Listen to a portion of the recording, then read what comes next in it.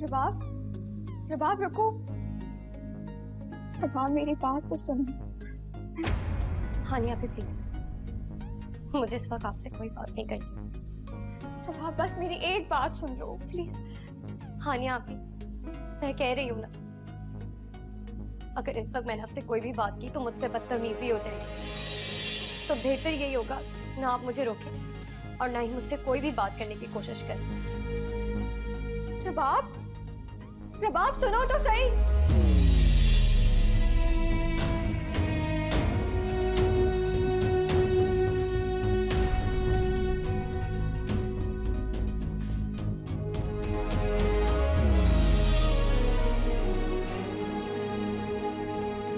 तुमसे कितनी बार कहा है कि अम्मी से मत उलझा करो।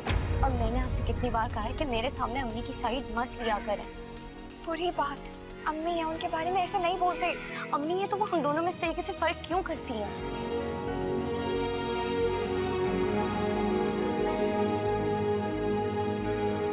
तुम हर वक्त मेरे बारे में क्यों सोचती रहती हो?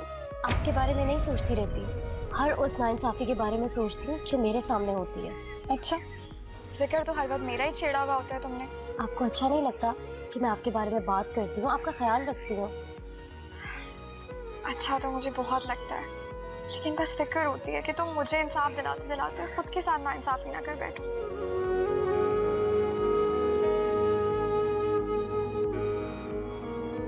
ऐसा कभी नहीं होगा। अच्छा? हाँ, अम्मी है ना, वो आपके साथ नाइंसाफी कर देंगे, मेरे साथ कभी नहीं होने देंगे। तुम भी ना।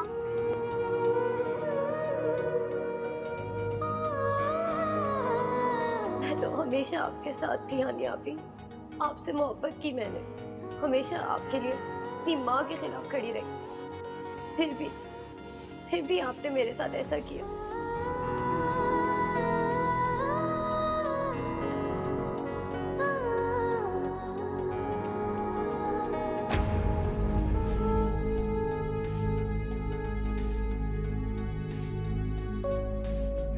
छोड़ देंगे सब कुछ। अरीशा और रबाब का घर मत बर्बाद करो। बड़ों की गलती का बदला उनके छोटों को मत दे। माफ कर दे अपने सबको, भूल जाओ। शहला और राहिला से बदला लेने के लिए मैंने एक एक दिन गिन गिन कर गुजारा है, और आज जब वक्त आया है तो तुम मुझे कह रही हो कि मैं सबको माफ कर दूं, भूल जाओ।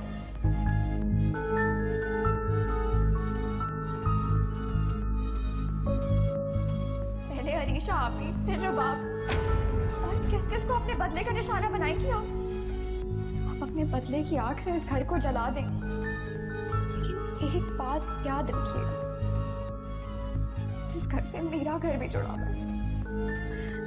और अगर ये घर जल गया ना, तो मेरा घर भी बर्बाद हो जाएगा।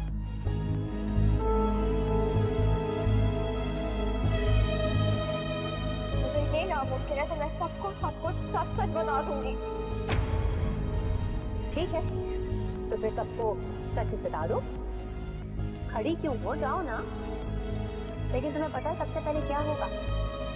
सबसे पहले तो जैद तुम्हें ही घर से निकाल देगा, और फिर वो दूसरी शादी कर लेगा, बिल्कुल ऐसे ही जैसे तुम्हारे बाप ने की थी। और उसके बाद तुम्हारे हाथ पछतावे के अलावा और कुछ नहीं रह जाएगा।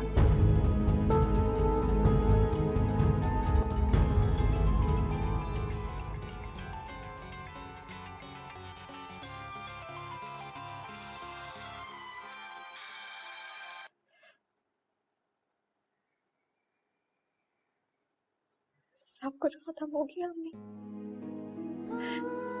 सब कुछ। रिश्ते, भरोसा, प्यार, सब बर्बाद हो गया।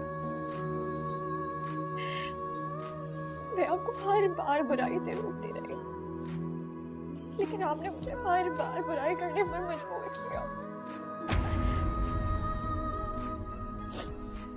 टूट गई हूं मैं, आपकी वजह से मैं सबसे दूर हो गई।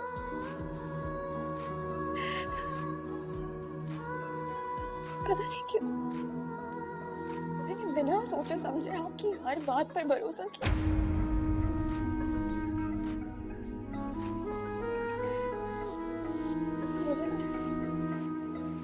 खुद से नफरत होने लगी है, घिन आने लगी है मुझे। कुछ नहीं सुनना मुझे। अब तो सिर्फ अपनी बहन की नजरों में गिरी हूँ। पता नहीं अभी किस किस की नजरों में गिरना पड़ेगा।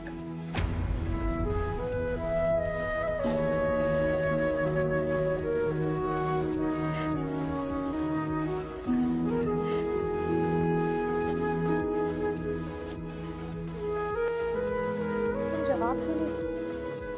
आखिर क्या बात हुई है? तुम हानिया से बात क्यों नहीं करी? अरीशा आपी, आपको याद है आपके घर एक लड़की आई थी जो खुद को नासिर भाई की बीवी बता रही थी। हाँ, लेकिन वो तो गलत फहमी थी ना। मैं जानती हूँ, ऐसी ही गलत फहमी मेरे और हारिस के दरमियान भी पैदा की गई थी। मतलब कि तुम ये कहना चाह रही हो कि सब कोई जानबूझ के करे? जी हाँ। क्या कभी आपने ये सोचने की कोशिश की है कि ये गलत फहमी किसने पैदा की है? नहीं, कौन कर सकता है इसे? मैं सब जानती हूँ किसने की है। किस? ज़ैद भाई। क्या हुआ? तुम सब लोग इतने परेशान क्यों? हानिया, क्या हुआ तुम्हें? तुम इतनी घबरा क्यों रही हो? कुछ नहीं। क्या बात है, तुम चुप क्यों हो गई हो? बताओ किसने किया ये सब? अरीशा आपी, कोई है जो हमारा और इस घर का दुश्मन है। कौन है? मैं सिर्फ इतना कहूंगी कि कोई अपना है जो हमारे घर के हालात को देखते हुए मजीद गलतफहमियां पैदा करवा रहा है ताकि हम सब बिखर जाएं। आप आराम से बताओ कि कौन है? अरीशा, अरीशा। मैं भी वापस आती हूँ।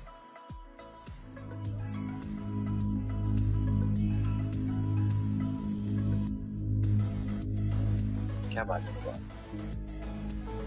क्या बात कर रही थी तुम अरीशा? नहीं ज़ैद भाई, वो तो बस मैं और अरीशा आप ही घर और कारोबार के मसाइल के बारे में बात कर रहे थे कि कहीं कोई हमारा दुश्मन तो नहीं है जो ये सब कुछ करवा रहा है। Are you sure कि तुम मुझसे कुछ नहीं छुपा रहे? नहीं ज़ैद भाई, अगर ऐसी कोई बात होती तो सबसे पहले आपको ही पता चलती। ठीक, मैं जरा फोन देख।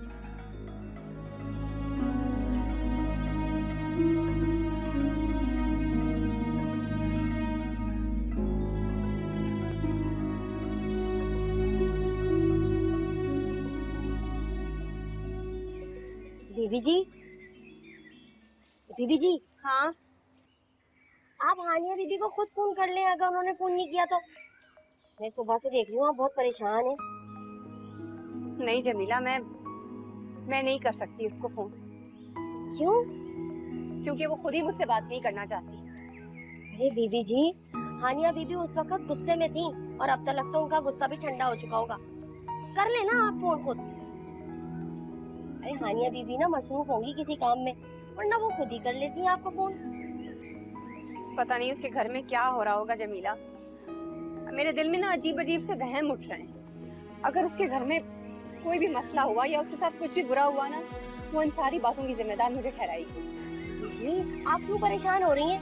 ससुराल है, 10 झमेले होते हैं, फंस गई होंगी किसी काम में। अभी आप देखिएगा, जैसी उनकी मसरूफियत खत्म होगी ना, वो आपको फौरन फोन मिलाएंगी। अल्लाह करे जमीला ऐसा ही कुछ हो।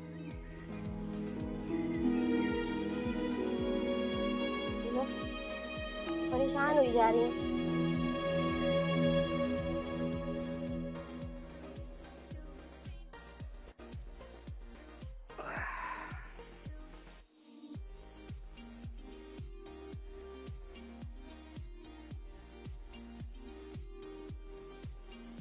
शायद आज बहुत थके हुए लग रहे हैं।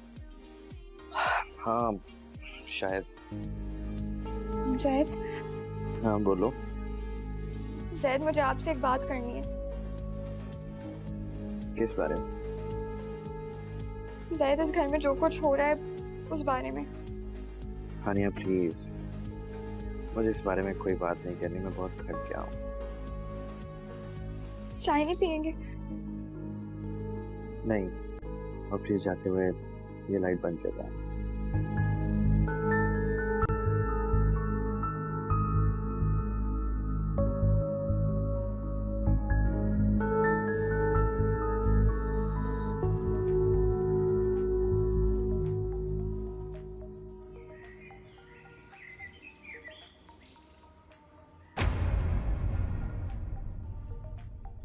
हेलो हानिया, शुक्र है तुमने फोन किया है। मैं कब से तुम्हारे फोन का इंतजार कर रही हूँ। सब खैरियत है ना घर में? रबाब ने किसी से कुछ कहा तो नहीं? नहीं, अभी तक ऐसा कुछ नहीं हुआ है। शुक्र है, मेरी तो बस समझो सांसें अटकी हुई थी। आपकी सांसों का ये हाल है, सोचे मुझ पर क्या कर्ब गुजर रहा है। हाँ, बस मैं भी यही सोच रही थी कि अगर घर में किसी को कुछ पता चल गया तो। कुछ होने से पहले मैं सबको सच सच बता दूंगी। तुम पागल हो गई हो हानिया? हाँ, पागल हो गई हूँ मैं, और मजीद मैं किसी को धोखा नहीं दूंगी। अरे जैद तुम्हें घर से निकाल देगा। तो निकाल दे, शायद मैं यही डिजर्व करती हूँ। हानिया, तुम ऐसा कुछ भी नहीं करोगी। अम्मी, मैं फैसला कर चुकी हूँ। जैद तुम्हें छोड़ देगा। छोड़ दे, मैं उनको सब कुछ साफ साफ बता दूंगी। उनकी मर्जी है, चाहे तो सजा दे, चाहे तो माफ कर दे। हानिया, ये लोग इतने आला ज़र्फ नहीं है कि तुम्हें माफ कर दें। इतने आला ज़र्फ तो हम भी नहीं थे कि अपने साथ की हुई ज़्यादती को माफ कर दें और बदला ना ले।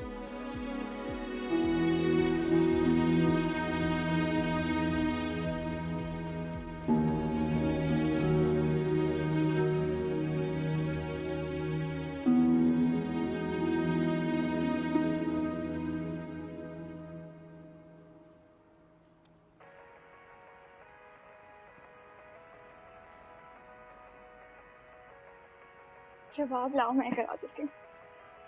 हाँ नहीं, आपने अब तो बंद कर दिया आप अच्छा बनने का नाटक। बहुत अच्छे से पहचान चुकी हूँ मैं आपको। फिर क्यों? जवाब, में मेरा कोई कसूर नहीं था। बस अब आपके पास कहने के लिए कुछ बचा नहीं है, क्योंकि आपकी अम्मी ने खुद एतराफ किया है अपने सारे गुनाहों का। क्या उन्होंने झूठ कहा था कि अरीशा आपी की तलाक आप दोनों ने मिलकर नहीं करवाई? कि अब मेरी और हारिस की जिंदगी में आप दोनों ने मिलकर गलत फहमियां पैदा नहीं करवाई थी? क्या वो इस घर से इंतकाम लेना नहीं चाहती थी? तो हाँ, मैं मानती हूँ, मैंने ये सब कुछ किया, बस सगी बहनों से ज्यादा समझा था मैंने आपको। लेकिन आज मुझे एहसास हो गया कि सौतेले हमेशा सौतेले ही होते हैं, कभी सगे नहीं बनते। आप हमेशा से मेरी सौतेली बहन थी, है और हमेशा रहेगी। जवाब, सिर्फ एक बार मेरी बात सुन लो। हाँ नहीं हाफी, मुझे आपकी कोई बात नहीं सुननी अब। जवाब,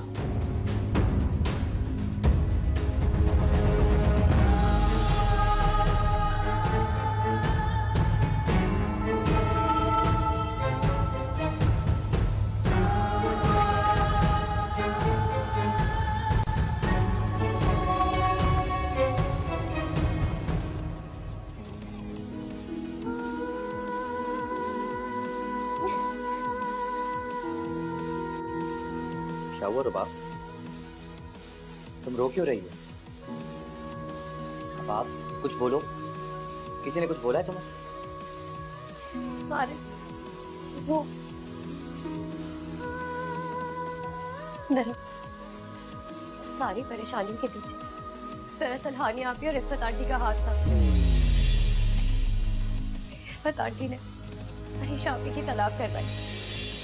क्या? मैं जब इफ्फत आंटी के घर गई मैंने वहां पर उस लड़की की तस्वीर देखी जिसने तुम्हारी और मेरी जिंदगी में जहर खोलने की कोशिश की थी। Are you sure? हाँ हारिस, मैं सच कह रही हूँ। और फिर मैं वो तस्वीर लेकर इफ्फत आंटी के पास भी गई थी, उनसे पूछने कि वो उसको कैसे जानती है।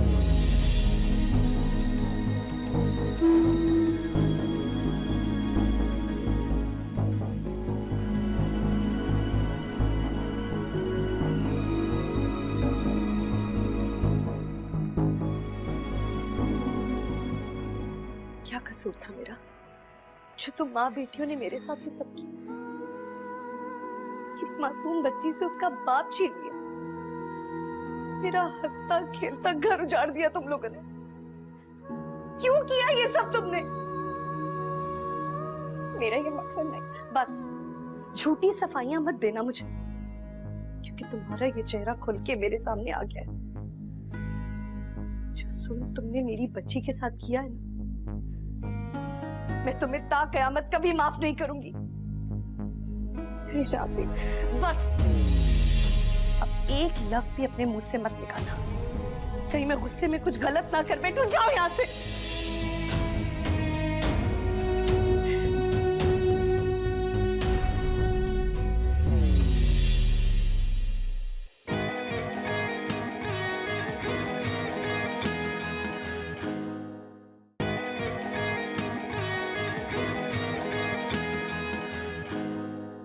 जिंदगी तो बर्बाद होगी अब हानिया की।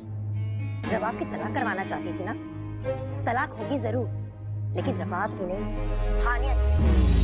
मैं तुम्हें माफ कर दूं हानिया, मेरी बहन के साथ भी तुम माँ बेटी ने ऐसा ही किया, ये उसी का बदला है।